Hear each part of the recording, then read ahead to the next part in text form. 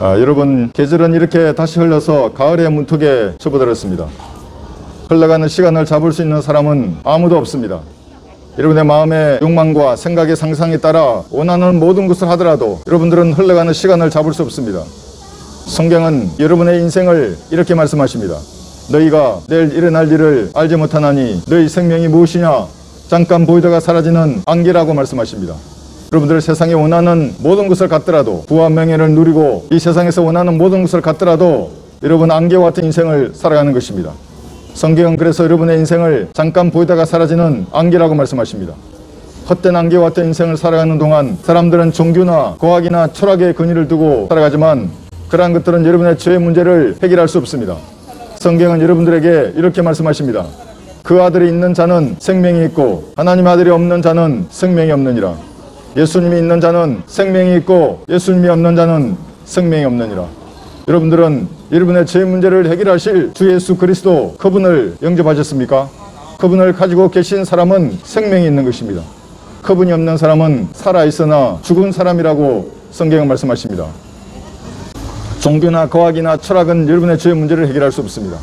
여러분이 이 땅을 살아가는 동안 죄의 문제가 해결되지 못하면 여러분이 알지 못하는 시간과 장소에서 여러분들은 육신의 장막을 벗고 전능하신 하나님 앞에 설 것입니다.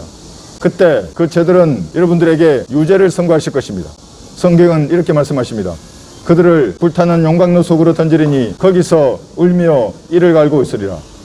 누구든지 생명의 책에 기록되지 않은 자들은 불못에 던져지더라.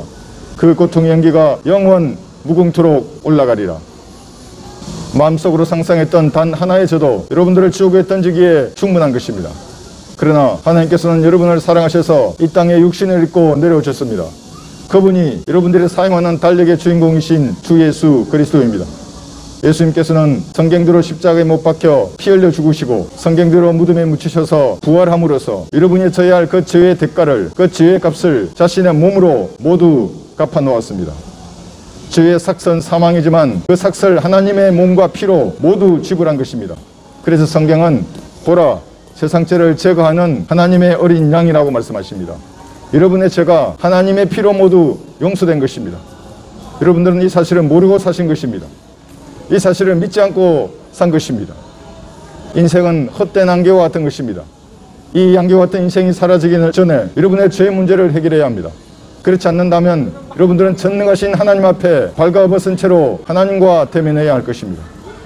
예수님께서는 여러분의 죄값을 위해서 성경대로 제물로 드려주셨습니다. 염소와 송아지 피로 아니하고 오직 자신의 피로, 하나님의 피로 저와 여러분을 위한 영원한 구속을 이루신 것입니다.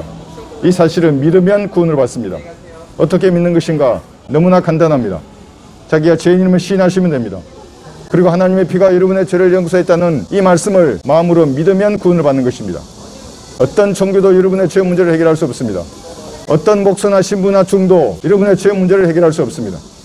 그러나 하나님의 피가 여러분의 죄를 용서했다는 이 사실을 마음으로 믿으면 구원을 받는 것입니다.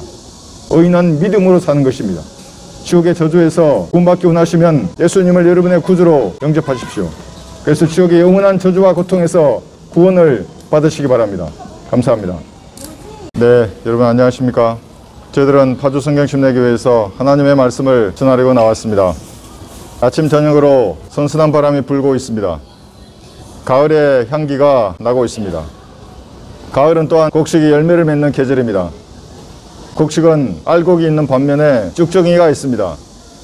알곡은 창고에 쌓아두지만 쭉정이는 꺼지지 않는 불 속에 던진다고 성경이 여러분에게 말씀하고 있습니다. 알곡은 하나님의 아들입니다. 쭉정이는 마귀의 자식입니다. 성경은 모든 사람이 죄를 지었으므로 하나님의 영광에 이르지 못한다고 말씀하십니다. 죄의 문제가 용서받은 사람은 알곡입니다.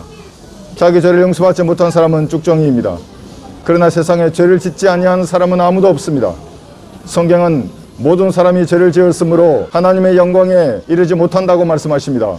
모든 사람이 죄를 지었기 때문에 그 죄에 대한 대가를 지불해야 합니다. 죄는 하나님께 범죄한 것입니다. 여러분들은 민법이나 상법이나 형법에는 죄가 없을 것입니다. 그러나 여러분 양심에 그렇기는 죄들은 어떻습니까? 여러분의 양심이 지적하는 그 죄들은 반드시 여러분의 심판날에 여러분을 찾아내어서 여러분에게 유죄를 선고하실 것입니다. 성경은 이렇게 말씀하십니다. 심판날에 반드시 너희의 죄가 너희를 찾아낼 것임을 알라. 여러분, 죄를 숨길 수 있는 곳은 아무것도 없습니다. 여러분이 은밀하게 지었던 그 모든 죄들은 심판날에 여러분을 찾아낼 것입니다. 눈을 지으신 하나님께서는 보지 아니하시겠습니까? 귀를 심으신 하나님께서 듣지 아니하시겠습니까? 심판날에 반드시 너희의 죄가 너희를 찾아낼 것임을 알라고 성경은 말씀하고 있습니다.